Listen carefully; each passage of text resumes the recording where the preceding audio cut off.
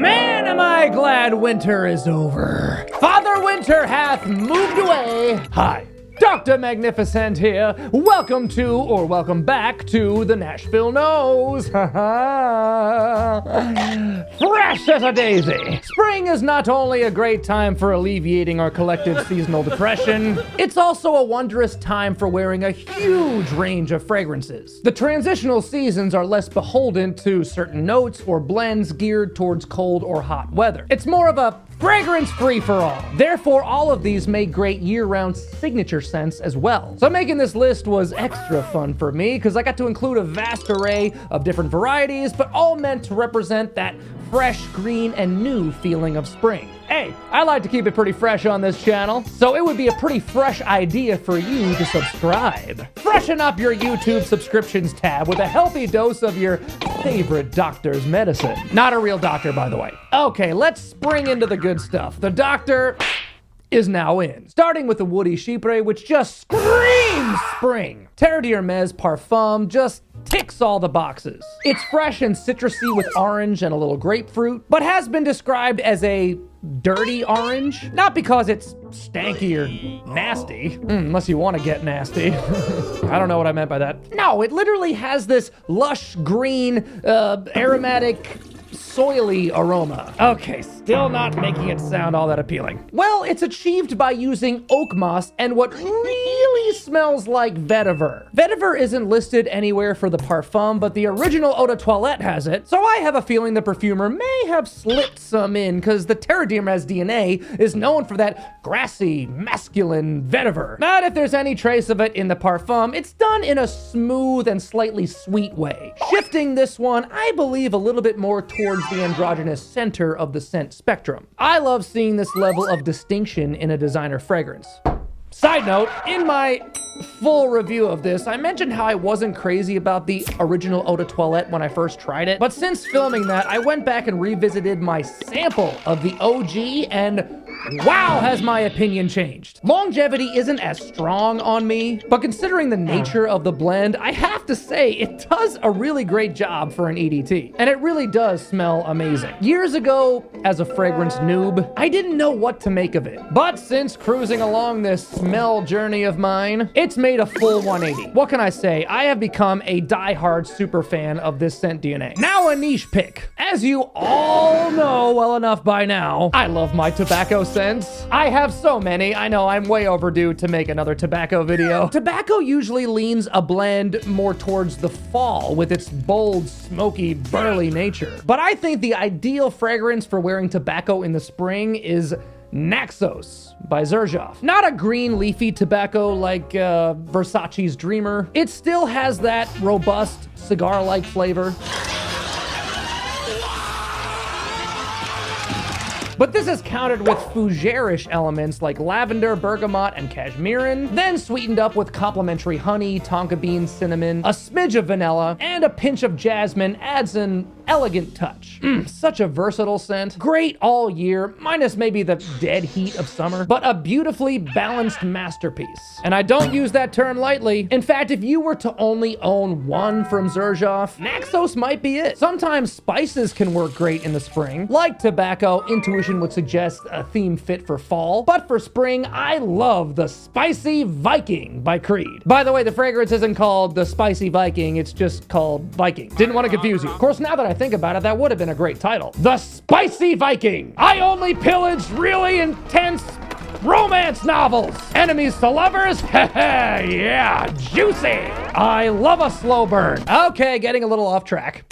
Yes, Viking is awesome. Gets compared to Old Spice sometimes, but it has its own special place. Bergamot, lemon, pink pepper, mint, rose, and Haitian vetiver make up this beauty, but many claim, myself included, to detect a boozy absinthe note, boosting this way above Old Spice as far as I'm concerned. It's Creed, so It's posh. So those are some great examples of a spring tobacco and spring spices. But what about a spring oud? Ooh, what a twist. Oud is of course meant to cut through the cold, bitter weather, but my oud by Royal Crown uses it more for its effect rather than its smell. It's subtle, smooth, and minute. Almost goes undetected, but aids the lighter notes of ivy, champaca, saffron, cardamom, and patchouli, leveling its performance up to beast mode. Also has florals from rose and jasmine, cause florals are the perfect setting for spring. All them flowers be bloomin'. Then ambergris and castoreum make this scent undeniably niche. When I first sampled it, I was expecting a typical barnyardy oud, but this is a fresh oud. Super enticing, super strong, and super perfect for wearing in early spring with a lingering chill in the air. The ultimate spring-suited scent from Labo would undoubtedly be the Matcha 26. A green tea scent Emily and I are crazy for. I bought this for her, I believe for her birthday last year, but I keep it up here for proper storage. And that's the best thing about getting my fiance a fragrance. It's kind of a gift for me too. Oh,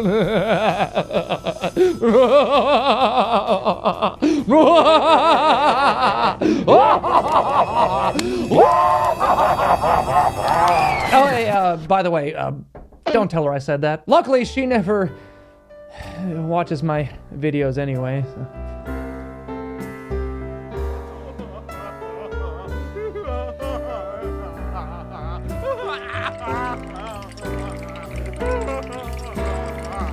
Anyway, Matcha 26 smells like, you guessed it, matcha. Oh, you're good. And M is a sucker for a matcha latte. So this was perfect for her. Only don't worry, it doesn't smell like a straight up Starbucks beverage. Much like every other Le Labo, it's blended with a bunch of other things, actually 25 other things to be exact, including figs, cedar, a super smooth vetiver, and a nice bright bitter orange up top. It's got that green spring thing going on, but done in a particularly original way to where you will not smell like anyone else. Of course, we can't leave out the fougères. The fougère genre has been around for, I don't know, centuries? Centuries, if not years.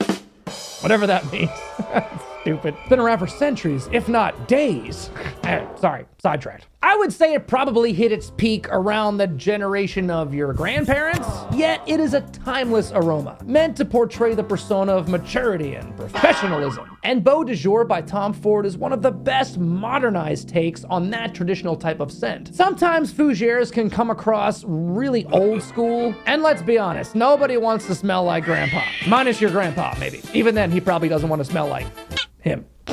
But the way they proportion the standard elements like lavender, oak moss, and patchouli with some herbal nuances like rosemary, basil, mint, a nice floral touch of geranium, and a warm base of amber, transforming the old-timey classic to stay relevant in the current generations. Perfect for an office, work environment, or a special occasion where you really want to portray yourself as someone who's really got their shit together. But hey, if that's still a little too old-fashioned for you, an even more modernized take on the classic fougère is Pasha de Cartier Parfum by Cartier. Much more ambery with a resinous benzoin in the base, ditching lavender and oak moss for balsam fir, sweetened up with tonka bean, sandalwood, labdanum, and also a nice booziness from liqueur. Although the Parfum is not technically classified as a fougère, to me it's like a fougère disguised as an easy, wearable designer people pleaser. Perfect for a more casual workplace setting while retaining class and discernment. And if either of those are too pricey for you, another severely modernized flanker from the best fougère for your buck line, we're talking the Azzaro Pour Homme line. The original Pour Homme remains true to the old school style, but done oh so well. It's one of the best straight up barbershop style scents money can buy. And this flanker, Azzaro Pour Homme Cologne Intense, yes, the name is a mouthful, but it's a nose full of awesome. Hey, see what I did there? So this is how I usually do it. I love to wear Pour Homme low in the blazing, blistering summer heat with its crisp, fresh squeezed lemony goodness, but Cologne Intense features lime. So I guess if you layered them together, you'd smell like a Sprite. Everyone you walk by will thank you for helping them obey their thirst. The Nashville Knows, sponsored by Sprite. I can see the comments now. I used to like him before he sold out. Now it's just product placement, product placement. Just kidding. I'm not sponsored by Sprite, although I I'd be down. Give me some of that Coca-Cola brand money, baby. I'll drink a Sprite. I don't care. Okay, this episode is just getting off the rails every second. Let's get back to business here. The lime in Pour Homme Cologne Intense balances great with lavender and mastic, providing a nice light resinous base as it dries down, keeping that sharpness with this sort of cooling effect. It's very modern, very wearable, works great for me, especially later in the spring as it warms up. And it matches my suit and my hair, so that's a plus. I was lucky enough to snag a bottle of Tower Perfumes Nexin, and doubly as lucky to receive it and try it out just in time for spring, because it's absolutely spring suited. Opens with a big, fresh, soapy, almost clean linens vibe with a hint of citrus, then dries down to a powdery iris with vetiver lending its hand as a secondary character throughout the life of the fragrance. Very light and airy, but luckily in extrait concentration to aid its longevity. So my bottle is number 797 out of 1,000 produced. Sorry folks, this one is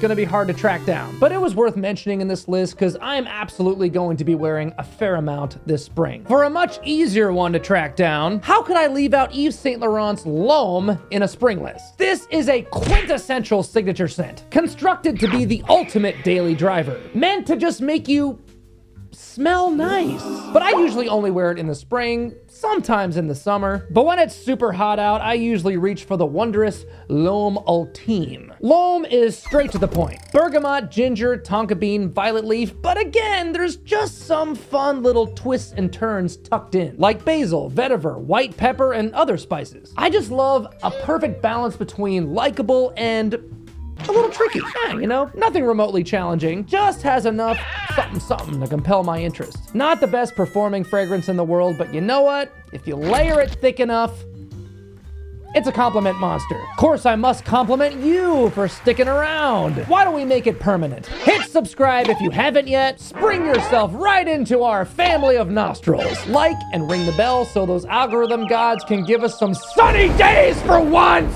Share me with your pheromone challenge friends and family. Blast me out onto your socials and leave a comment. What you spritzing yourself with this spring, eh? And depending on where you live, what type of scents do you wear this time of year in your climate? I want to know, because this ain't no fragrance channel, yo. Nah, it's a community. And hop on over here next time. Bring an umbrella and stay smelly. The doctor is out.